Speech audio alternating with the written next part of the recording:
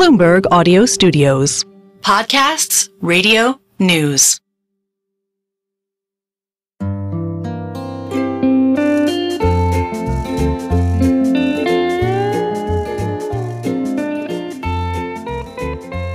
Hello and welcome to another episode of the Odd Lots podcast. I'm Joe Weisenthal. And I'm Tracy Alloway. So, Tracy, I don't know if I would describe the mood here at Jackson Hole. So, by the way, we are recording this August 23rd, the day of Powell's big speech. I don't know if I would describe the mood as like declaring victory per se, but I would say on the narrow question of like, is the problem of inflation over? The verdict seems to be yes, it is. I think the big difference for me is last year in 2023, there was a lot of discussion about the idea of the trajectory of inflation was looking pretty good. Yeah. The direction of travel was where the central bank wanted it to go, but there was still a lot of caution about the risk of an upside surprise and inflation could come back. And we saw that to some extent in Q1 of this year. Mm-hmm. But I don't think it was, the degree that necessarily people were worried about in August 2023. But anyway, the big difference this year is I don't really see a lot of talk about that tail risk of inflation coming back. That's right. Yeah. Last year, we were all like here in Jackson Hole looking out at the Grand Tetons and observing how the two mountains kind of resembled the two spikes in the inflation. Arthur Burns was sort of looming in the background. Yeah, it was basically the mountains look like a chart of 1970s inflation. Is like, oh, is there another wave? Anyway, most people is like, yeah, okay, the risks are on the labor market side, and there's probably many good reasons to think that's where the risk lies. But the Fed is pretty clearly going to start its cutting cycle in September. Other than that fact, which is not technically a fact yet, but other than that fact, there is still a tremendous amount of uncertainty. What the cutting cycle will look like, the speed, the intensity, how the data will cooperate or not, many open questions. Absolutely. All right. Well, I'm very pleased to say we do have the perfect guest to talk about some of these themes and risks. We talked to him last year and had a great conversation. So let's follow up. We're going to be speaking with Adam Posen. He is the president of the Peterson Institute for International Economics. He was also at the BOE for a while, so perfect person to talk about some of these themes. So, Adam, thank you so much for coming back on Odd Lots. Thank you for working me into your Jackson Hole tour schedule. We got to. So you were there in the room in the speech. Tracy and I weren't. We were just read it on the website. Although I think actually that's a probably faster, more efficient way to consume a speech than listening to the whole thing. But what was your takeaway? The speech was fine as far as it went, but it didn't go very far, and it should have gone farther. So I think, Joe, he was very clear. The chair was very clear that we've reached the end of their hiking cycle. We're into the loosening cycle, and that their key concern is about a sharp fall off in employment in the U.S. And again, that's perfectly reasonable. The issue is, though, how narrow the speech was. It was narrow in terms of time frame. It was really only relevant for the next couple months. It doesn't touch anything about looking out beyond that. It was very narrow in its discussion, not only of sort of the victory lap, although Powell would never call it that, reflecting on how we got here or going forward, in that it basically talked about labor markets, and a tiny bit about supply shocks. And it was very narrow in that we're at a conference which topic is the important issue of monetary transmission mechanism, which in normal people speak is how effective and why are interest rates able to change the course of the economy. And he gave absolutely no hints about that issue. So it was a very limited speech. There are contexts where a very limited speech is good. 2 years ago, Powell gave what I consider a perfect speech. It was a rifle shot. It was only 8 minutes long, and all he was saying was they're going to keep going until inflation beast is slain. And that at that time, with that facing them and them being so far away from where inflation needed to be, was the right move. But in the context we are now, where we're not facing a crisis, where you're basically doing risk management over the next couple months, which means just trying to balance things, having the rifle shot is, to me, misleading the public. It's not a good speech.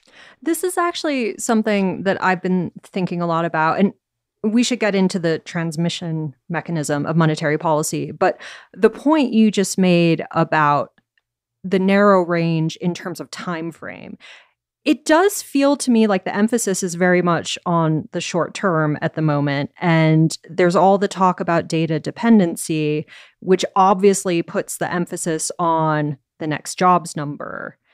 And there's not a lot of forward guidance over the longer term, to your point about doing whatever it takes to crush inflation in 2022. Is that what's happening here? I think it is, Tracy, but I'd extend it or nuance it, depending on your view, in two ways. The first is there has been this general shortening of the Fed's time horizon. And it's not just the politics, but I think the fear of seeming partisan in the upcoming election is taking it further. But it's a fundamental change in, I think, the Fed's operating philosophy. So when Bernanke, Laubach, Michigan, and I wrote the book on inflation targeting, or before that, when the Bank of England, the Reserve Bank of New Zealand, Bank of Canada did inflation targeting, the emphasis was on what do you think is going to happen to the economy roughly 2 years out? What is your forecast? And again, if you have some sort of crisis, a financial market crisis, a pandemic, that's different. But the current FOMC seems to have forsaken, somewhat deliberately, the idea that they should be making a forecast and the idea that they should be acting on that forecast. And there's a lot of bad forecasts out there. But I think Alan Blinder made this point when he was vice chair of the Fed some 25 years ago.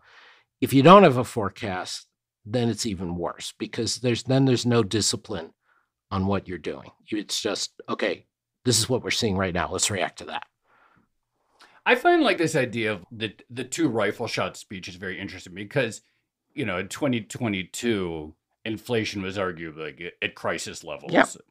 And in 2024, there has been weakening of the unemployment rate, but, we're not at crisis levels of unemployment. So I think that's very interesting and perceptive, that sort of asymmetry of the two rifle speeches. One of the stories for the last several years has been that the labor market got way overheated by various measures. There was a lot of focus on the number of job openings, and we've seen quite a change in that. And so one of the things that Powell said specifically was that by some measures, the labor market is weaker now than pre-COVID levels, and there are a number of charts we can bring up that would show this. Why the concern then, from your perspective, even looking at the medium term? For example, why shouldn't we just put the inflation anxiety in the rearview mirror? I think there's several big reasons not to. And I'm saying this as someone who, throughout most of my career, including my time serving at the Bank of England, was considered a dove. Yeah. The first and biggest reason is because this is where the narrowness comes in.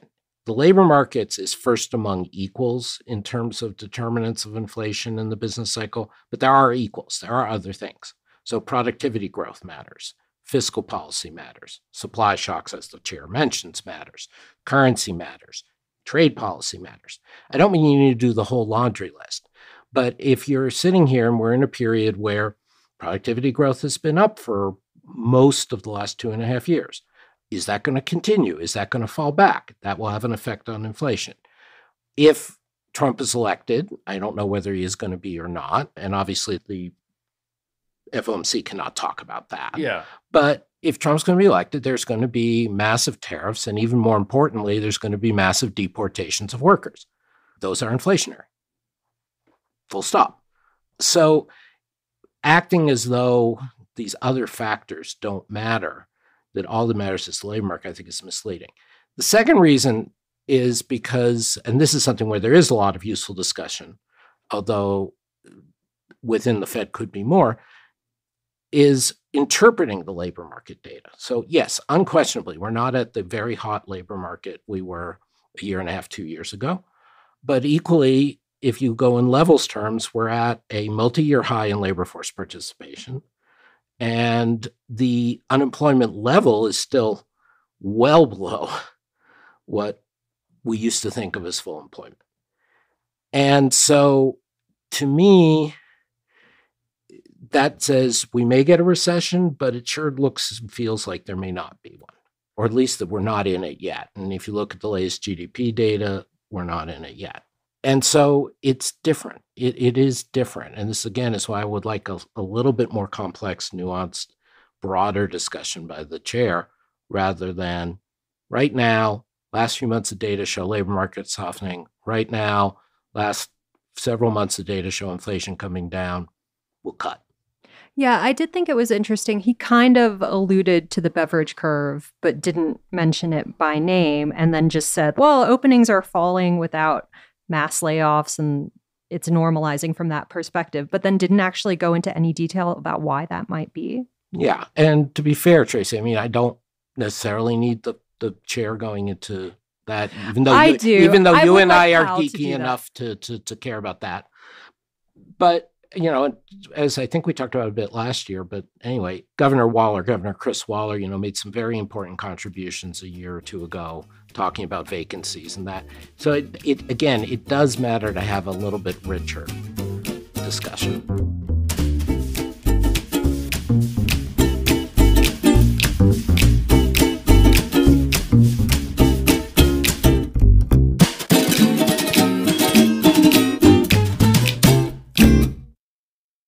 How are you thinking about the labor market dynamics and how they might unfold at this point? Because there's obviously a conversation at the moment about how quickly things could deteriorate in the labor market. People talk about, you know, unemployment being exponential. Once it starts, it can get worse very, very quickly. I think that's a valid concern, but I think the more you look at it, the less worried you get. Oftentimes I'll say something and I hope I'm wrong. In this case, I hope I'm right. So there is, as I know you've discussed, the so-called Somm rule. Yeah. And to Dr. Somm's credit, she has said very clearly it's not a mechanistic rule. It may not apply right now. So I give her credit for being honest about that. When a recession hits, generally unemployment spikes quickly, not like it did in 2020 with COVID, but that is usually the pattern. It goes from very low to very high, accelerates a lot. But that's kind of like saying, you know, you're in a recession when you're in a recession. It's not a causal argument. And so you need some kind of story that tells you what triggers it to behave that way, the labor market to behave that way. And a lot of the things we're seeing and hearing in the US data aren't consistent with that kind of story. So investment outside of the big tech giants has not been high. Well, it wasn't high basically since 2008, and we've had large expansions since then. We're not seeing layoffs, and as the chair acknowledged, I mean, that is almost always what you see before a recession. We, in fact, see more people entering the labor force. And as you've noted, we have a revision downward in total number of jobs created from early 2023 to early 2024. But that's another way of saying, well, gee, productivity growth was higher because we didn't revise down GDP, but we revised down the number of work hours. So again, you don't usually, it's not impossible, but you don't usually see a jump in productivity growth right before you have a recession. So again, I want to distinguish between my assessment of the economy and going forward, looking out beyond this month versus it's fine for the Fed to cut preemptively given there are low inflation risks right now. You know, since you mention it, I kind of just want to jump to this. This time next year, it's very possible that we will have a president who does not believe that the current institutional arrangement of Fed independence is a good thing. Right. Does this come up in conversations around here? And is there anxiety about it? I'm certain that is a concept or a thing that would make you in particular anxious. But how much are people talking about it? This is something you don't talk about. Okay. Or rather, you don't talk about with currently sitting officials. Yeah, that makes sense. But I mean, all of us in the game at whatever degree of remove who are not currently sitting officials talk about it a lot. So two of my colleagues at Peterson, David Wilcox, who used to be the head of the Division of Research and Statistics, meaning the chief economist of the Fed, has written about very real dangers to Fed independence and how scary it is. And Morris Obstfeld, who used to be chief economist of the IMF and was on Obama's CEA, has also written about how scared he is for central bank independence in the Fed if Trump wins. So, I mean, it's a very live issue, but of all the things I would expect current Federal Reserve officials not going to say any, they're not going to opine on it even in private. Yeah. Because it's just, there's no upside to them talking about it. Just going back to the short-termism versus making a longer-term forecast and the importance there. I do have some sympathy with the difficulty of doing that right before a U.S. election, where you have two potential administrations that seem to have very different ideas of what they want to do and how the economy works. How do policymakers take into account, or how should they take into account, those sort of binary outcomes when making longer-term decisions? Let me give you, based on my reading of the history and the current situation, I think there are three levels of response. The first level of response is simply getting underneath the seemingly binary and trying to understand and what the actual policies would be. And this is why my forecast for 2025 is roughly, if Harris gets in, there will be slightly more inflation, slightly more growth, nothing crazy.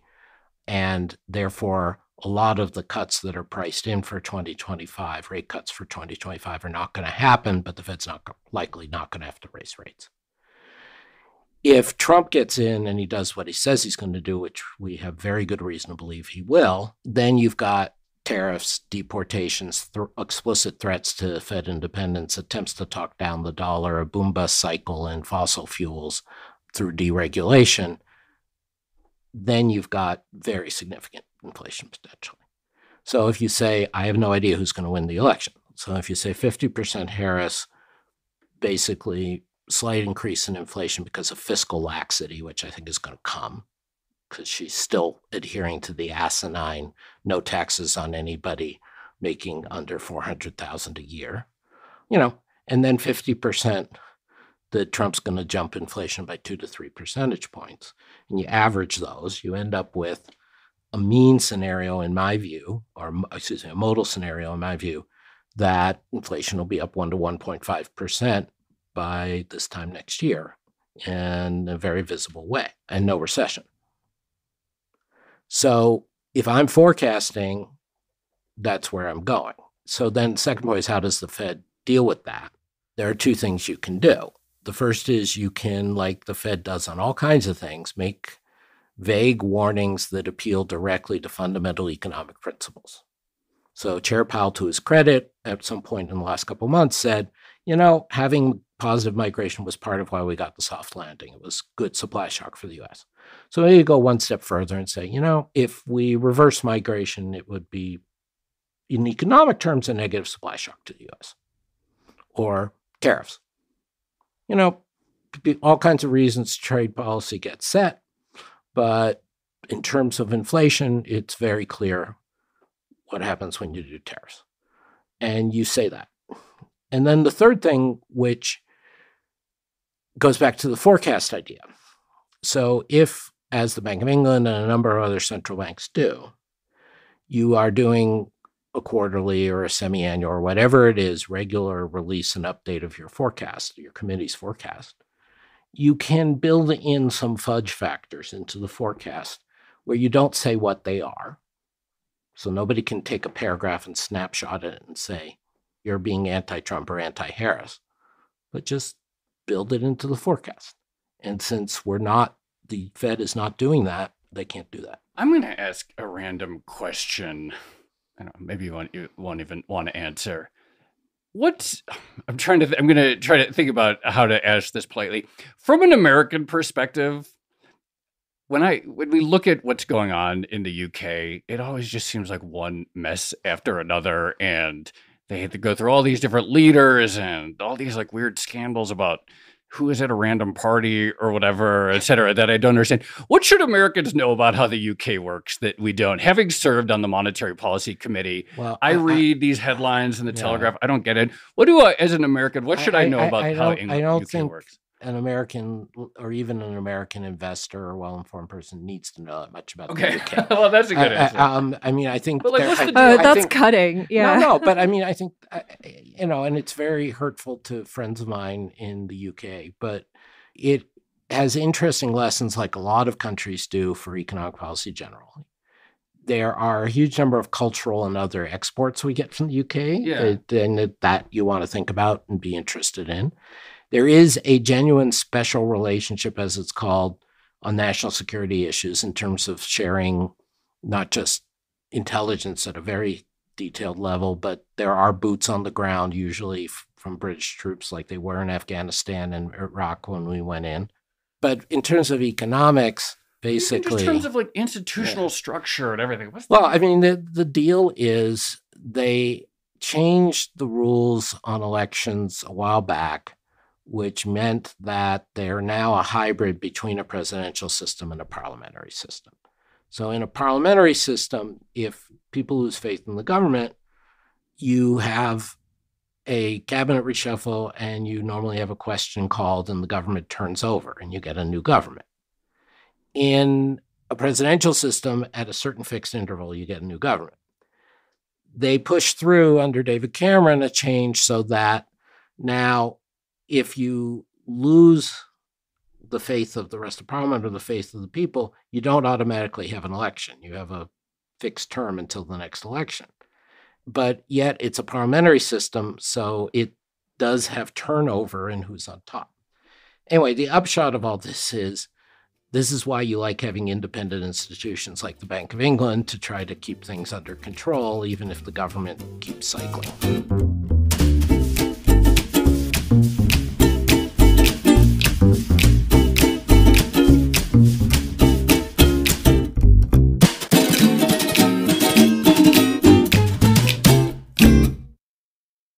Since Joe asked a random question, do I also get to ask a random question about the BOE?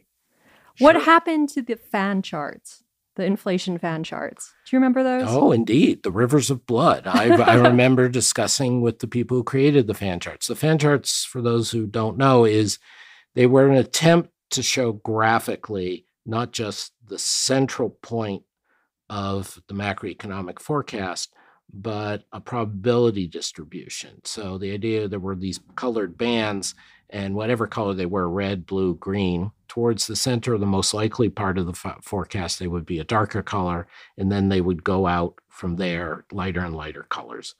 And they were never perfect, but they were an attempt to say there isn't just a point estimate forecast. There's a range of probabilities. You were capturing that uncertainty to your point earlier. Exactly. And you were able to make the fan chart say asymmetric. So the balance of risks is much more towards the inflationary, towards the disinflationary side. What ended up happening was they did it a long time, and the general public never seemed to latch on to it. And then financial markets would, as they want to do, keep trying to deduce very specific things from within the fan charts by like measuring the widths of the bands and trying to calculate backwards what caused the fan charts to be the way they were.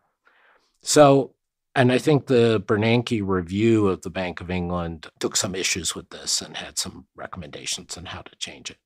The bottom line, though, I think is of why the fan charts were there is right, which is even if you agree with me and you want the central bank to have a clear forecast, you don't want the forecast to be next month or next year or next decade, inflation will be 2.7%. You want it to be a little more scenario-ish, if that's a word, than just that. So I think I have just one last question, but, Tracy mentioned a certain binariness of this electoral outcome. There is a sense of part in which there's alignment, which is on the question of trade with China specifically, which has been one of these topics in which a rare sense of bipartisan agreement that a hard line on things like imports or tariffs or technology exports or things like that is good. And when we talked to you last year, you were quite concerned about some of these policies and how they could get worse with very serious consequences in your view. Here in August 2024, and that's more or less continued, and every once in a while, every few weeks, there's another headline about technology export controls or whatever. What's concerning to you? Where are we on this path, and how dangerous is it right now to you? I think, Joe, it's a pretty dangerous path because, as you said, there has been an extreme convergence between both the Trump camp and the Harris camp, between different party members in Congress on very great deal of wariness, if not anger, against China and a desire to keep ramping up technology export controls, economic challenges, and so on. Why is this dangerous? It's dangerous to me for two reasons. The first, and actually the more important one, is it reinforces this so-called security dilemma narrative that if I'm convinced China's trying to do the U.S. in, I'm going to take actions either preemptive or defensive and want to deprive them of various things in hopes of weakening their ability to harm me. And then when I start doing that, the Chinese say, well, the U.S. is out to get me, so I have to take measures and preempt and defend and do this. And that's mostly usually talked about in a more strictly military security context. But I think here and now, the economics is reinforcing that. And so I worry it pushes us towards a conflict that may be avoidable. Again, none of this for me is because I think the Communist Party of China or President Xi is doing good in the world, or that I'm deluded into thinking they only have good thoughts towards the U.S. economy. But it is this realm now of escalation and groupthink in both capitals, Washington and Beijing, that they're out to get me, that is reminiscent of times in the Cold War, that's reminiscent of other times in U.S. foreign policy history, when we've done things that probably were self-harming and dangerous. The other side is the pure economic, that there are a lot of issues to have tension with China about. The one that currently gets the most attention is the so-called issue of overcapacity. Yeah. That they are able to produce vast amounts of steel, electric vehicles, solar panels. Yeah, there's a list. It's a very long list.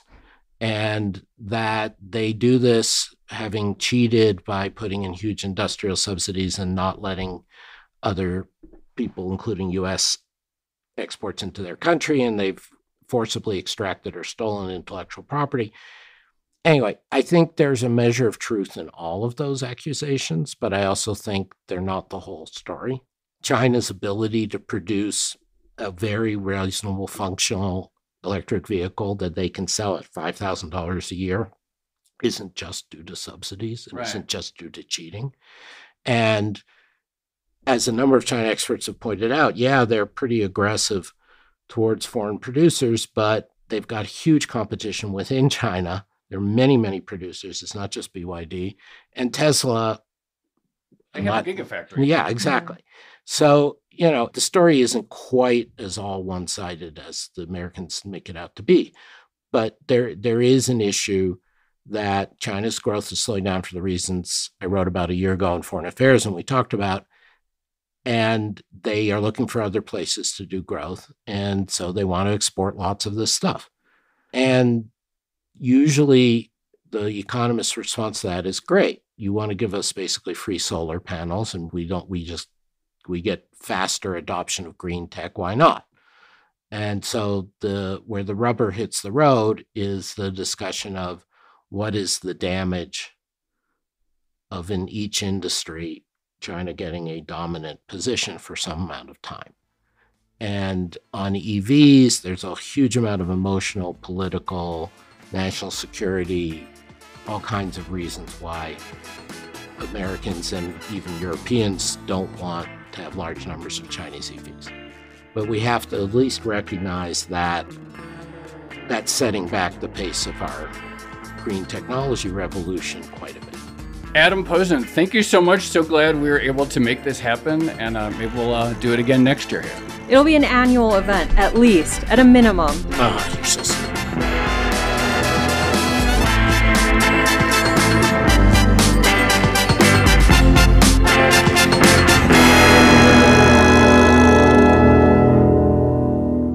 Tracy, I really like catching up with Adam. Just going backwards, I've always been a little bit unsatisfied by the China overcapacity argument because a country can't just become really great at producing large scales of competitive products by subsidies alone. It's impossible. Otherwise, every country would do it, and many have tried, and most have failed. So, like, this simple story that people tell us, like, oh, they cheated and they gave all this money to their local companies, and that's why it's okay to have retaliatory tariffs. Like, I've never really been satisfied with that argument. I mean, I think there's an additional layer to it, which is the complaint is that they've cheated in terms of patents and IP and that too. Sure. But without getting too into the weeds, I do think Adam's point about the one-upmanship is real between China and the US, and now also within the US with two political candidates that both seem to be vying on the same issue. Totally. So on the speech itself, on Powell's speech, I found Adam's critique to actually be very interesting. And I hadn't thought about this sort of in the last 3 years at Jackson Hole, he's given two, as he characterized it, rifle shot speeches. So 2022, basically a kind of whatever it takes-ish speech saying we're going to get inflation down. And then another short speech this year, we're not going to let the labor market deteriorate. It's funny because this thing that we've talked about is, well, would the markets be anxious if the Fed went 50 basis points or whatever? And if you take Adam's perspective to its conclusion, it's like, if somehow Fed seriousness about tackling unemployment is a reason for you to get spooked, then why not get spooked by the speech today? Why even talk about the 50 basis point risk?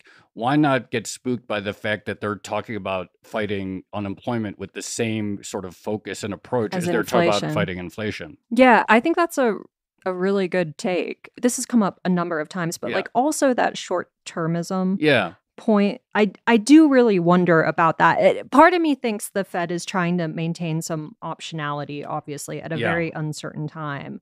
But on the other hand, I do wonder between now and September 17th, 18th, if you were to get a really good jobs report, or not even a really good jobs report, a slightly better than expected jobs report, what would the market do? And what would the Fed do? Yeah, a good jobs report probably just means, a comfortable pace of 25s, right? Or something like that. But since we got that weak July jobs report, we've had pretty benign initial jobless claims readings. We've also had some survey data that's not been that bad. Some of the private sector data, so Indeed.com puts out their own measures of labor market health, actually not that bad. So there's some interesting stuff coming up between now and that September meeting. Plenty more to talk about for sure. Shall we leave it there for now? Let's leave it there. This has been another episode of the Odd Lots podcast. I'm Tracy Alloway. You can follow me at Tracy Alloway. And I'm Joe Weisenthal. You can follow me at The Stalwart. Follow our producers, Carmen Rodriguez at Carmen Armin, Dashiell Bennett at Dashbot, and Cale Brooks at Cale Brooks. And thank you to our producer, Moses Andam. For more Odd Lots content, go to Bloomberg.com/oddlots. We have transcripts, a blog, and a newsletter. And you can chat about all of these topics 24/7 in our Discord, discord.gg/oddlots. And if you enjoy Odd Lots, if you like it when we go to Jackson Hole and speak to people like Adam Posen, then please leave us a positive review on your favorite podcast platform. And remember, if you are a Bloomberg subscriber, you can listen to all of our episodes absolutely ad-free. All you need to do is find the Bloomberg channel on Apple Podcasts and follow the instructions there. Thanks for listening.